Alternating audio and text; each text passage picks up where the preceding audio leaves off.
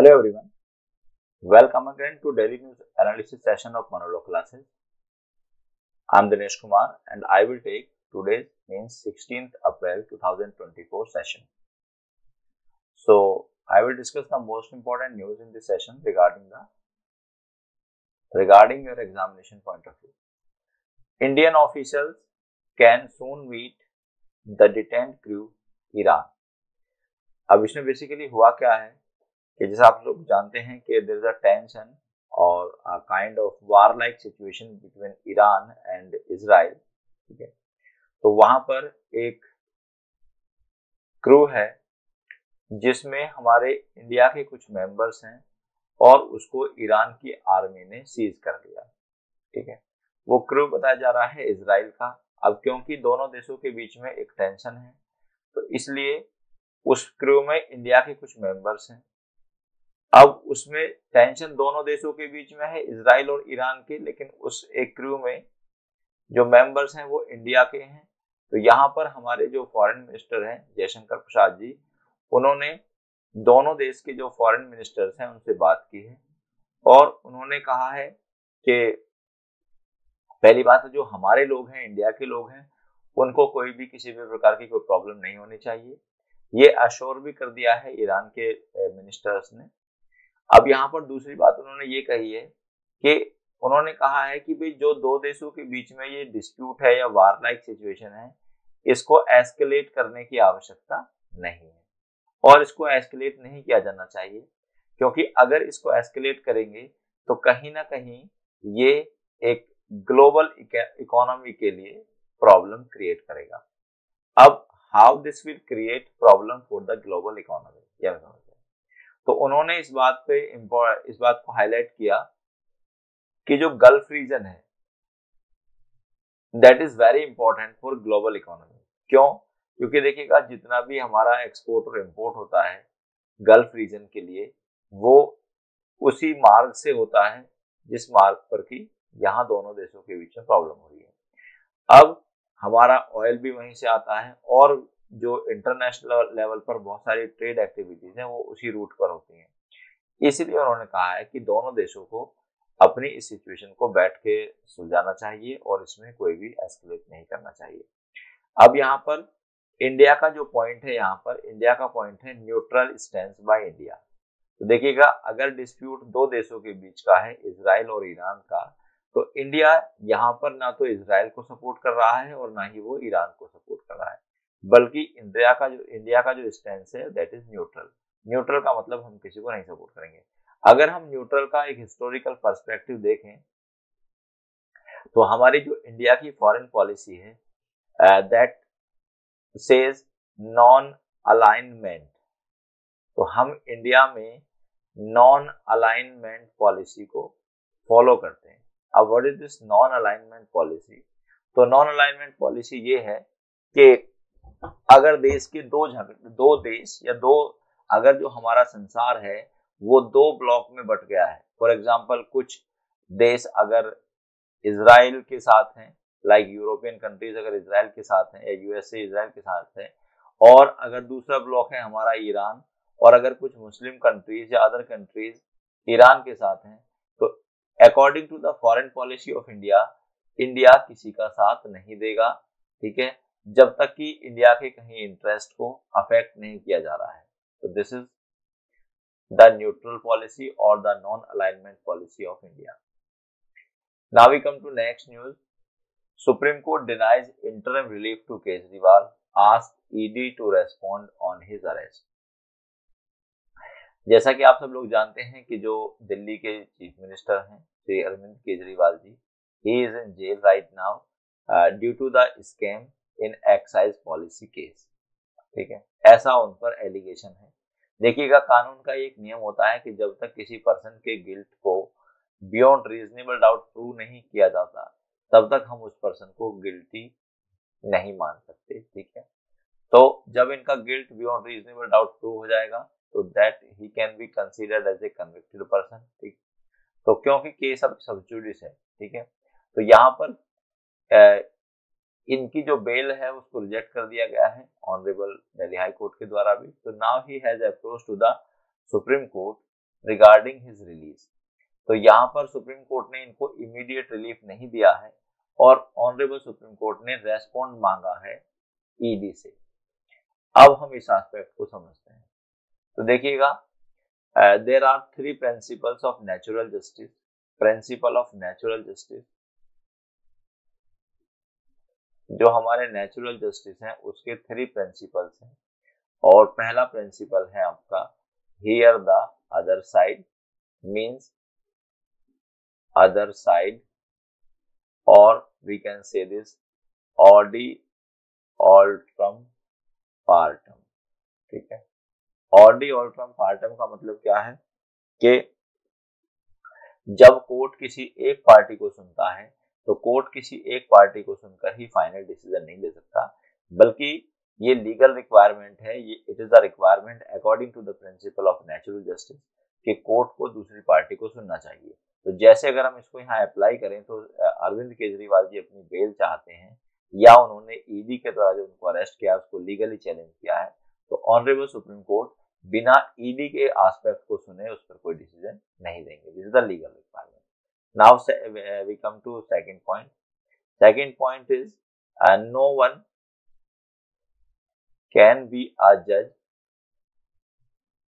In his on case, यानी कि कोई भी व्यक्ति अपने केस में जज नहीं बन सकता। ठीक है, तो मतलब ये प्रिंसिपल ऑफ नेचुरल जस्टिस है कि कोई भी व्यक्ति अपने केस में जज नहीं होगा। अगर हम एक एग्जांपल से समझे, फॉर एग्जांपल अगर मैंने कोई ऑफेंस किया है तो अपने केस में मैं खुद ही जज नहीं हो सकता, क्योंकि अगर मैं खुद ही जज हो जाऊंगा तो मैं एक रैशनल और करेक्ट लीगल डिसीजन नहीं लूंगा, मैं बायस्ड हो सकता हूँ।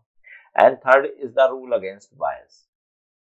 Third is the rule against bias. तो देखिएगा, कोई भी काम जो होना चाहिए वो प्रॉपर होना चाहिए, ट्रांसपेरेंसी के साथ होना चाहिए और उसमें किसी भी प्रकार की बायस नहीं होना चाहिए। Bias means a kind of discrimination, भेदभाव। अब ये बायस अगर आप देखेंगे तो एडमिनिस्ट्रेटिव लॉ में बहुत सारी बायस पाई जाती हैं, जैसे कि आप देखें डिपार्टमेंटल बायस होती है कि 2 पर्सन एक ही डिपार्टमेंट में काम करते हैं तो उसका भी दूसरे का फेवर कर रहा हो, है ना। और कास्टिज्म हो सकता है ना, रिलीजियस के बेसिस पर बायस हो सकती है और बहुत सारे कंसर्न्स हो सकते हैं। तो these are the principle of natural justice. Honourable court ने इसीलिए ईडी को टाइम दिया है।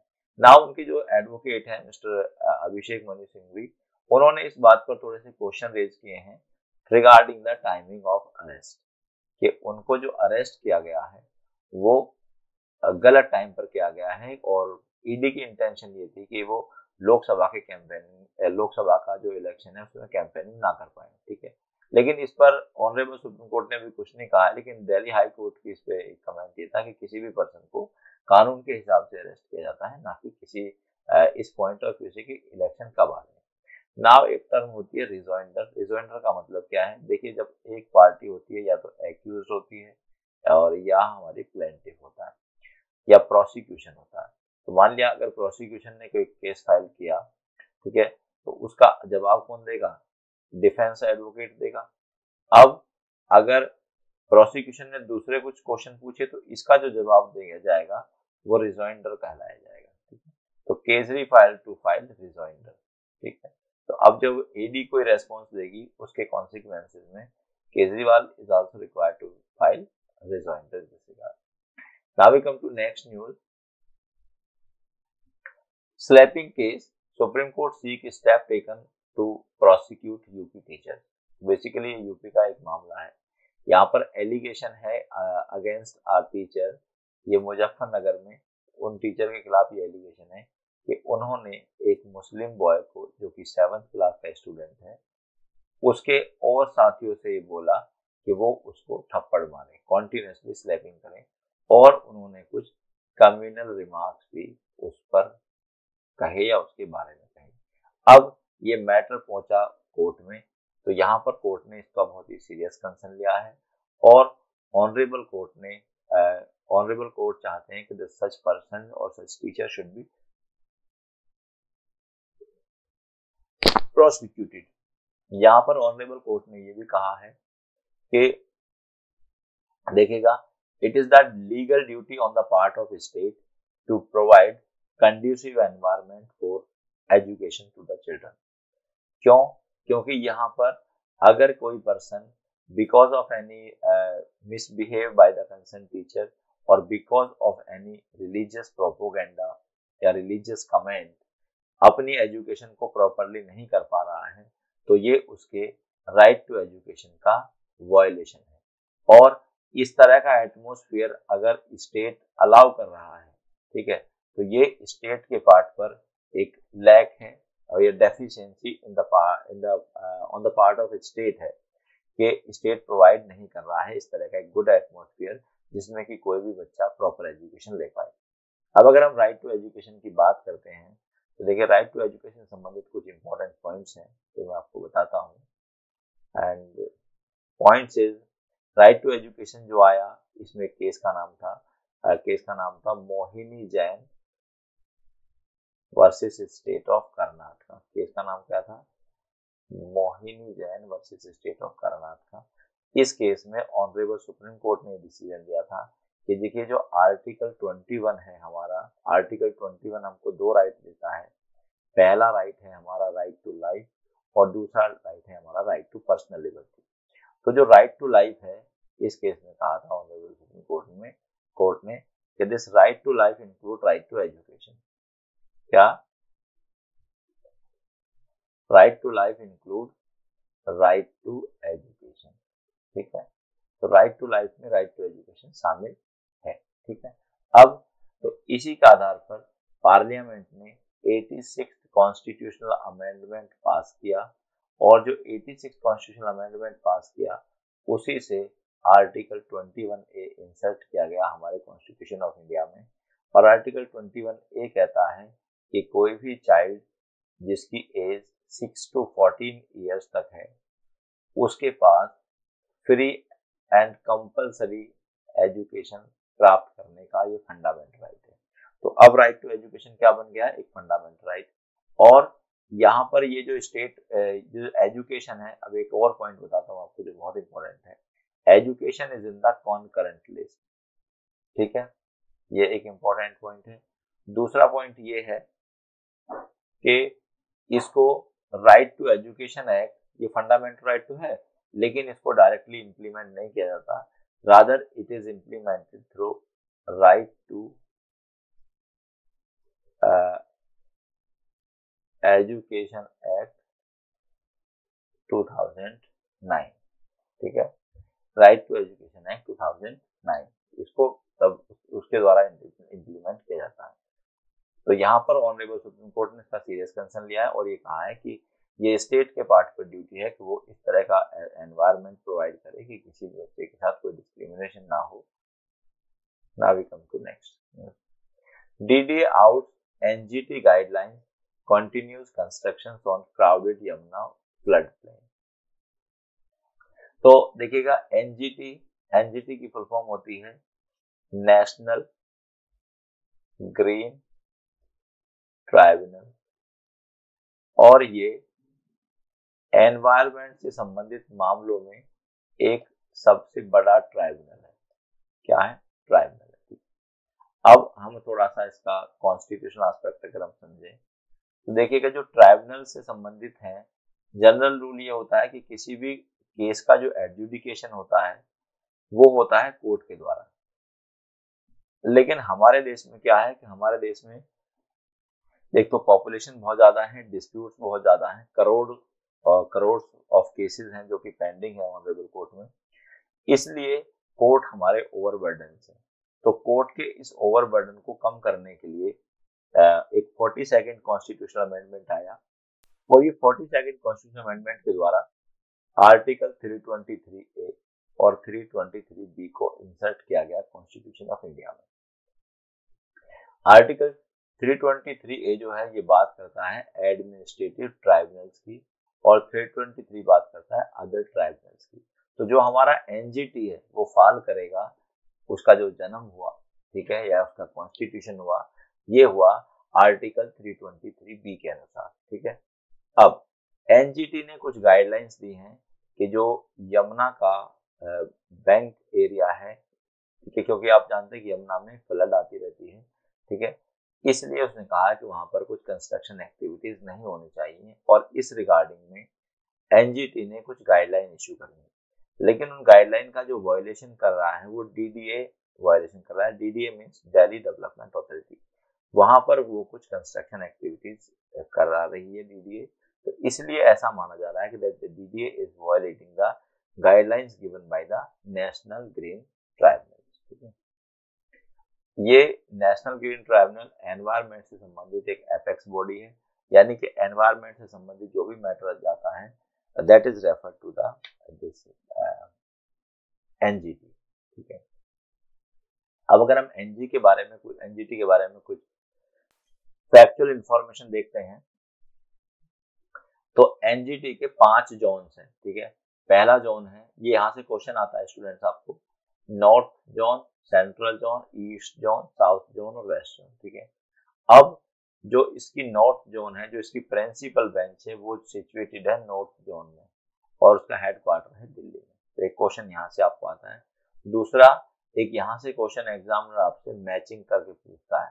ठीक है, दूसरा इसका सेंट्रल जोन है इसका भोपाल में, ईस्ट जोन है कोलकाता में, साउथ जोन है चेन्नई में और वेस्ट जोन है पुणे में।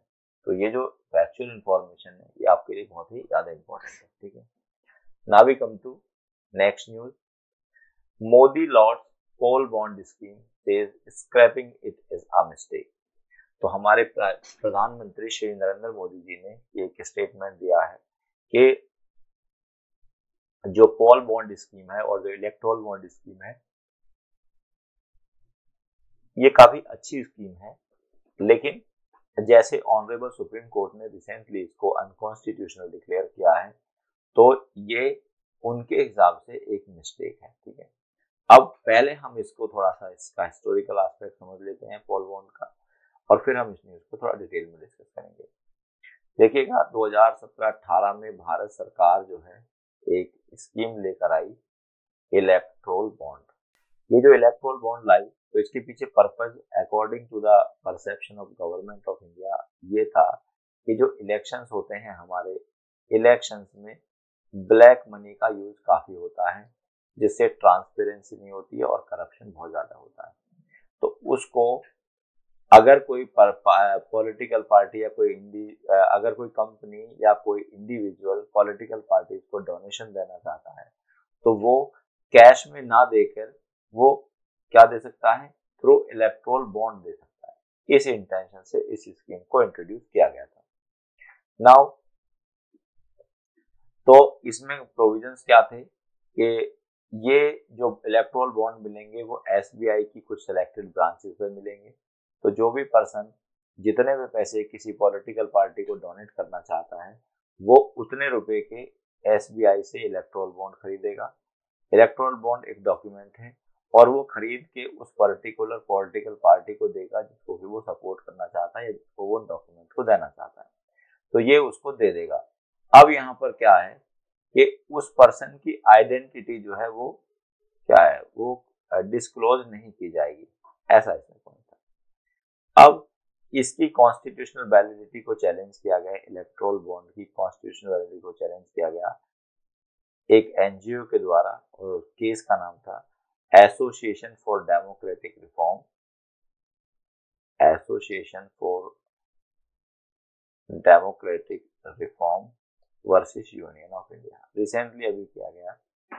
तो इस केस में ऑनरेबल सुप्रीम कोर्ट ने कहा कि जो इलेक्ट्रोल बॉन्ड स्कीम है it is against the independence of it is against the provisions of free and fair election, और दूसरा प्रोविजन ये था कि ये सिटीजन के राइट टू नो को वायलेट करती है।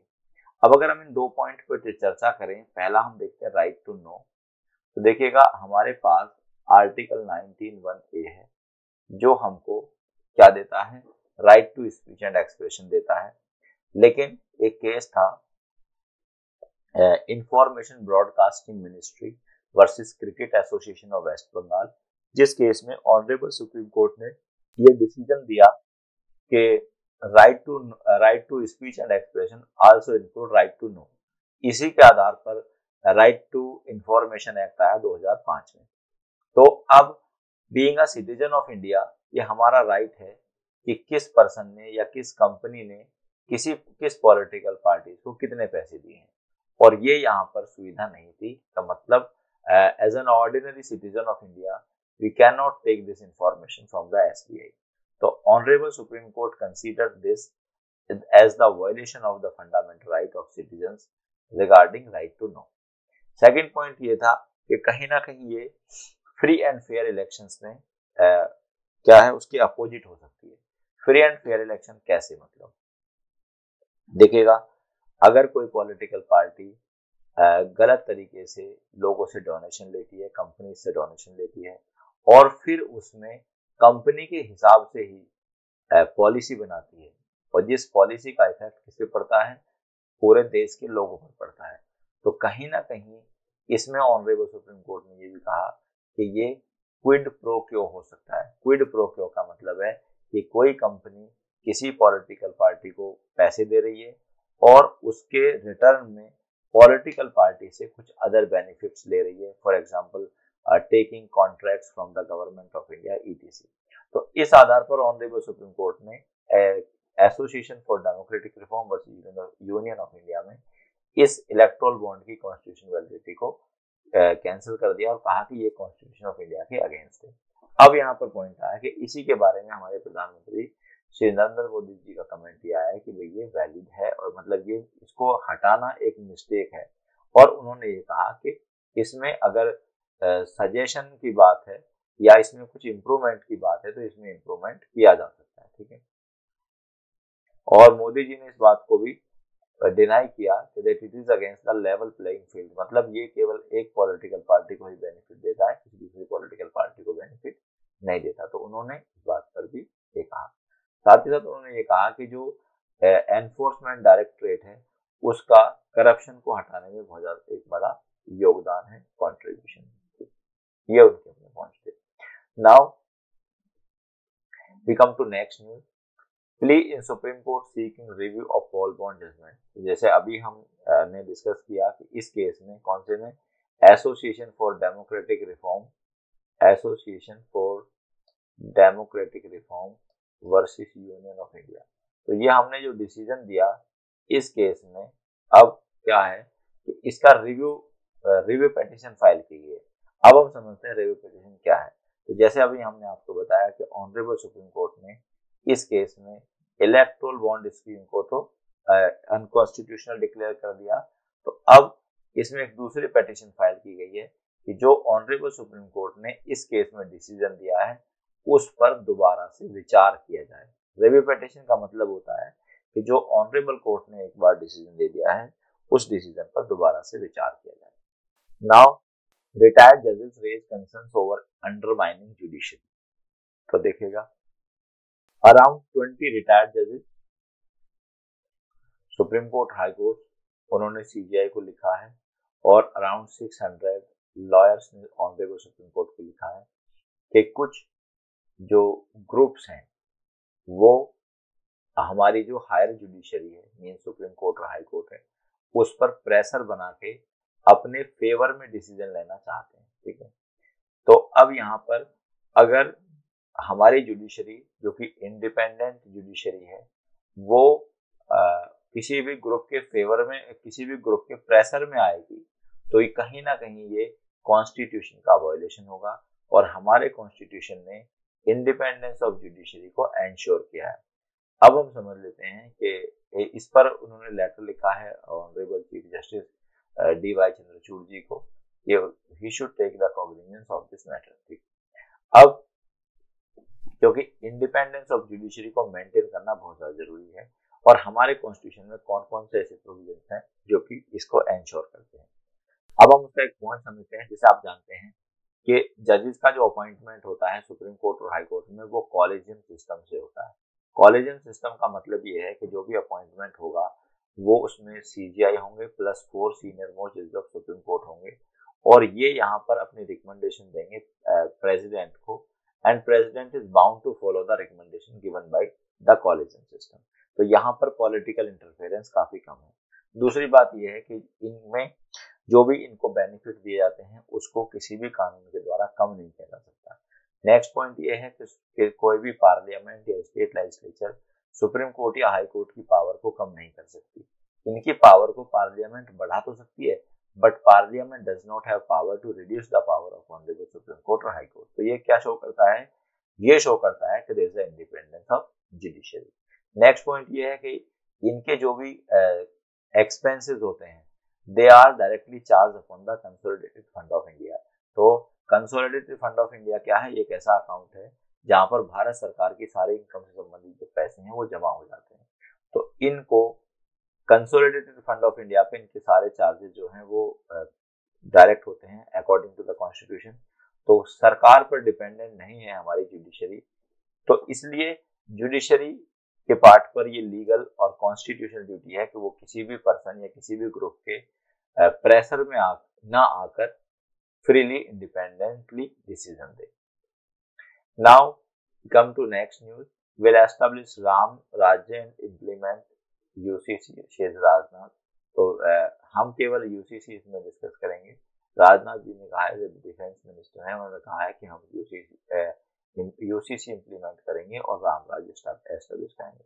तो हमारे एग्जामिनेशन पॉइंट ऑफ व्यू से यूसीसी है यूनिफॉर्म सिविल कोड, और हर बार इससे क्वेश्चन आता है, तो दिस इज वेरी इंपॉर्टेंट। ठीक है, हर एग्जाम में इससे आपको क्वेश्चन मिलेगा, इधर डायरेक्टली और इनडायरेक्टली। ठीक है, नाउ यूसीसी क्या है, uniform civil code. Uniform civil code article 44 में दिया गया है। आर्टिकल 44 एक directive principles of state policy का पार्ट है, और आप सभी जानते होंगे कि जो हमारे directive principles of state policy हैं वो जस्टिसिएबल नहीं है। जस्टिसिएबल नहीं का मतलब है कि वो कुछ ऐसे ऑब्लिगेशंस हैं, ऐसी डायरेक्शंस हैं जो गवर्नमेंट को दी गई हैं कि government is required to fulfil all these directions. लेकिन अगर गवर्नमेंट उनको पूरा नहीं करती है तो हम गवर्नमेंट के खिलाफ कोर्ट में नहीं जा सकते, इसलिए ये नॉन जस्टिसिएबल है। तो आर्टिकल 44 कहता है कि यहाँ पर जो स्टेट एंडेवर करेगा यूनिफॉर्म सिविल कोड बनाने का। यूनिफॉर्म सिविल कोड का मतलब ये है, देखिए हमारे देश में सेक्युलरिज्म है। सेक्युलरिज्म का मतलब ये है कि सभी अपने धर्म की प्रैक्टिस कर सकते हैं, प्रोपोगेट कर सकते हैं। साथ ही साथ आर्टिकल 25 to 28 जो है, हमें वो फ्रीडम ऑफ रिलीजन दी गई है कि हम अपने धर्म का प्रचार प्रसार कर सकते हैं। अब हमारे देश में जो भी लोगों के पर्सनल मैटर्स हैं वो डिफरेंट कानूनों से गवर्न होते हैं। पर्सनल मैटर का मतलब यहाँ होता है जैसे शादी करना, एडॉप्शन करना, मेंटेनेंस क्लेम करना, सक्सेशन क्लेम करना, etc। अब हमारे देश में सब धर्म के लोग रहते हैं, तो यहाँ पर सभी धर्म के जो अपने अलग अलग कानून है। फॉर एग्जाम्पल मुस्लिम की जो शादी होगी, अगर दोनों पार्टी मुस्लिम्स हैं तो वो मुस्लिम लॉ के अनुसार होगी, अगर दोनों पार्टी हिंदूज हैं तो वो हिंदू लॉ के अनुसार होगी। तो यहाँ पर अलग अलग कानून हैं सभी पर। लेकिन यूनिफॉर्म सिविल कोड क्या कहता है कि सबकी जो पर्सनल मैटर्स हैं, be it marriage, adoption, maintenance, etc, सबके लिए एक कानून बन जाएगा। तो यहाँ पर अभी तक कुछ लोग चाहते हैं कि देश में यूनिफॉर्म सिविल कोड लागू हो, लेकिन कुछ लोग चाहते हैं देश में यूनिफॉर्म सिविल कोड लागू ना हो। ये उनके अपने कंसर्न है। तो यहाँ पर राजनाथ जी ने ये कहा है कि भाई हम देश में यूनिफॉर्म सिविल कोड लागू करेंगे। ठीक है, तो इसलिए जो यूनिफॉर्म सिविल कोड का मतलब ये है कि आज जो हमारे पर्सनल मैटर्स है लोगों के, वो अलग अलग कानून से डिसाइड ना होके बल्कि उसी पर्टिकुलर कानून से डिसाइड होंगे, एक कानून से। ठीक है, now we come to next news, Israel lost deterrence, Javis terrorist violence spreading, says former PM Yair Lapid. तो अभी जो इजराइल के प्रेजेंट प्राइम मिनिस्टर हैं वो है मिस्टर बेंजामिन नेतन्याहू, और अभी आप जानते हैं कि इजराइल में पहले तो हमास से उसने वार की, अभी वो बंद नहीं हुई है। साथ ही साथ फिर अगेन इजराइल और ईरान का डिस्प्यूट जो चल रहा है। तो ये एक स्टेटमेंट आया है इजराइल के फॉर्मर प्राइम मिनिस्टर यार लैपिड के द्वारा, और उन्होंने कहा कि जैसे ईरान ने इजराइल पर अटैक किया है तो इजराइल ने अपने डेटरेंस को खो दिया है। डेटरेंस का मतलब है कि अब इजराइल का जो नीबरिंग कंट्रीज हैं या अदर कंट्रीज हैं उसमें डर नहीं है, डेटरेंस नहीं है। ठीक है, तो ये उनका अपना एक एस्पेक्ट है। तो इसी के अटैक में या इसी के डिफेंस में जो बेंजामिन नेतन्याहू हैं उन्होंने कहा है कि नहीं, इजराइल जो है अपने प्लेस पर प्रॉपर है और इजराइल अपने आप को डिफेंड करने की शक्ति रखता है अगर इसराइल के साथ कोई गलत होगा। और ये बात हम इसराइल के इस कमिटमेंट से भी समझ सकते हैं, जैसा कि आप जानते हैं कि हमास ने 7 अक्टूबर 2023 को इसराइल पर अटैक किया था।